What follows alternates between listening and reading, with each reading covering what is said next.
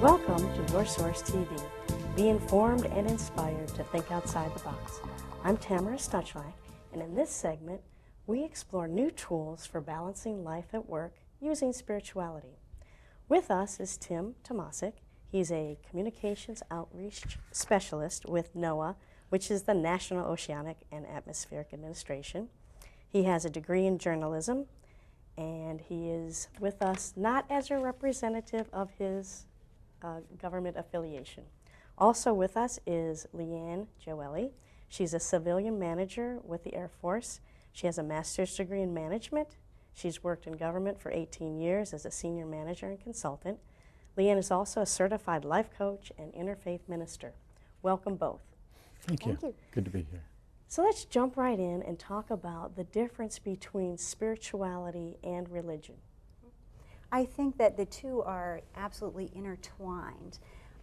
Religion is more of the manifestation of spirituality, and it ends up being dogmas or where people come together to express what their spirituality is, and that comes in a lot of different ways. And as an interfaith minister, I've studied the different religions, but I think behind all of them is the aspect of spirituality. And so today, in speaking about spirituality, we're going beyond where religion would take us, although some people use religion to express their spirituality. Spirituality really is more the individual expression, I agree. Religion takes into account all the long-term beliefs, the ceremony that's involved, as Leanne said, the dogma, but an individual spirituality is your personal path and where you're going. So how does that show up in the workplace, and why is there such a concern about it, and rules and regulations? Why is all of that? Mm-hmm. If it's just the person showing up with their belief systems. The majority of the rules, particularly in the government workplace, have to do with religion, and people do have a right to express their religion. The only thing is not infringing on somebody else or offending someone else, or saying, if I say I want to invite you to my church or my synagogue, then if I ask, it actually is okay to ask, but it's not okay when it becomes harassment. If I kept asking, if Tim didn't want to go, then that would be where in the workplace where we need to be very sensitive.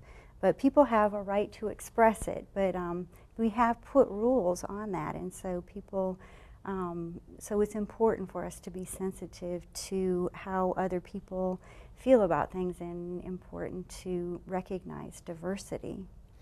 It really comes down, I think, to personal respect, and I think that the right to make sure that no one feels intimidated in the workplace, or that they couldn't have their own beliefs based on the fact that others in the workplace might have certain beliefs of their own. And if someone is espousing their points of view to the point where someone feels that they're not going to be accepted in the workplace, or because they have different views, that they'll be viewed differently as an individual and as a professional, then that wouldn't be appropriate. But it really comes down to the fact that people have to respect each other's points of view, and that there are differences. And the workplace isn't necessarily the place where those kind of differences should be debated or worked out. But respect and accommodation for each person's individual views is something we should all pursue. Leadership involves spirituality. Why isn't it talked about in those terms? What's missing? Well, I think spirituality has been used in the workplace for thousands of years, and these days they're just a little bit more careful about how they address it. If anybody has ever been on a retreat or an offsite with their workplace, yes, a lot of the exercises that you do there to do team building exercises, to create faith and belief and confidence in one another, not necessarily from a religious perspective, but just believing in your co-workers. Having belief that they're going to be there for you when you need them and if you need them is an important part of it. But some of the techniques that you might use at a retreat where you're trying to inspire the staff to achieve the goals that you need to in the workplace are very, very effective tools in leadership, and I think that they can go a long way to developing you as a leader, but also as a person, and how you want to be seen in the workplace. Interesting that the word inspire contains the word spirit. We don't think about it that way in the workplace. We have these boxes and segments. Leanne? Yeah, spirit, it actually means to breathe. and that is a great practice. I know I was in a meeting a couple of weeks ago and it was getting heated. There was an argument going on, and I remember being in the meeting and just sitting there, and I believe that this is part of my spiritual practice, is that I set myself aside and started breathing. And we say those things even just like that's a common sense thing to do, but for me it's a spiritual practice, breathing. And I even said a little prayer. I said a prayer in that breathing and in the prayer, it allowed me to be able to think outside of the situation that was going on. I was able to think more creatively in terms of what's a new idea that could possibly bring us up out of this quagmire of hostility. And it doesn't have to come through me. It can come through somebody else, and that works quite effectively.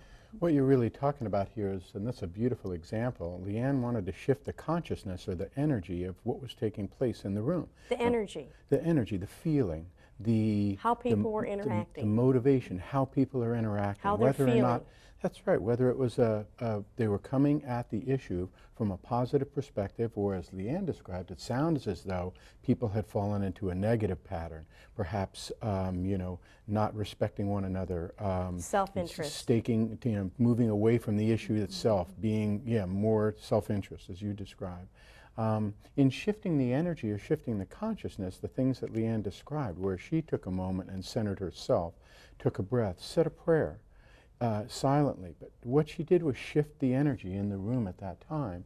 And that was beautiful, because what most people will find is if one individual can start that process in a room, all of a sudden you're going to change the energy, the feeling, the dynamic in the room, whatever you want to call it, so that the meeting is more productive. Because people understand visual cues, and we're calling it energy or consciousness, but there are cues that people do pick up on.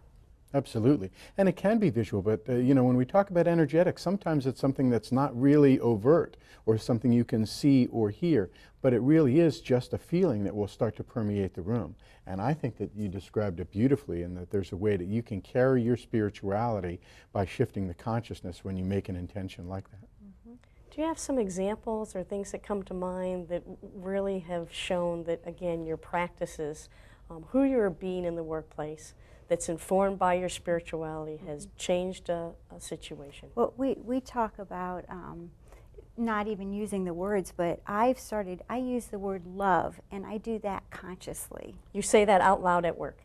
I say, I love this, or I love you, and I say it to myself too. When I'm in a room with people, I silently give them love, and I can feel my energy going out to that person as love. And there's a person who just came on board recently who was out for a while and came back in, and I was watching her lead a meeting, and she was doing phenomenally, and I'm thinking to myself, I love having her here, I love it. And I went in on her whiteboard when she wasn't there, and I wrote on it, I love having you here. And I did it anonymously. And I just feel like that contributes positively to the energy, it contributes to her. And she actually came and asked me, did you do that? And I said, yes. I mean, but it's true. I just love having her around and what her contributions are. So. And there are specific things that you can do in a small setting, an individual one-on-one setting, the encouragement that you can offer an individual, as Leanne pointed out. She offered that love and support to that person. And how did that spiritual act, you could say, cause a positive effect in the workplace? And also she demonstrated it in the large group setting where she was with a team, the team wasn't getting along, friction was occurring, and she was able to shift the consciousness in that setting as well. One of the other things that we try and do in some of our meetings is we talk about intention when we go into the meeting. Now again, you don't want to be overtly religious in talking about this, but the concept of having an intention to create teamwork, create an environment where everyone can thrive. They call it, it's fashionable to call it a win-win situation. These are the kind of things that you can specifically do. And then when there is a need, to take someone aside individually and offer them encouragement if they're in a difficult situation, or praise them as Leanne did and appreciate them for being back in the workplace. So Tim, if someone isn't familiar with sort of using the term energy, how might you explain that or give some more examples about your practices and about what you do from a communications point of view or a team building point of view or mentoring, because we're using some different words that are actually at the core of what makes you successful and leaders in your fields. Well, I mean, you could use terms like mood. When you notice yourself in a bad mood, well, your energy at that particular time isn't what it should be. And we've all been there. You got bad energy, Tim. That's right. And I can feel it. And Leanne documented one point where she saw that she was in a mood or her energy level wasn't where she wanted it to be. And I've been in those same situations, and we all have, where you recognize that, but it's your subconscious and superconscious looking at your conscious self and recognizing that you are not demonstrating the things, you are not living the spiritual values that you hold dear right at this moment. And as Leanne pointed out, when you get to a situation in your life where you've been practicing your spirituality for a long time, all of a sudden you catch yourself more. And it's okay to be humble. It's okay to say, I apologize. My delivery was really off here. I didn't want to convey the kind of things that I did. Let me start again. Can we begin anew with our conversation? I want to hear more about your feelings in this given situation. Demonstrating some compassion, being humble and recognizing we're all human. We make mistakes. We fall into these moods or energetic levels that we really don't want to be in, but knowing too that we can make a shift out of them.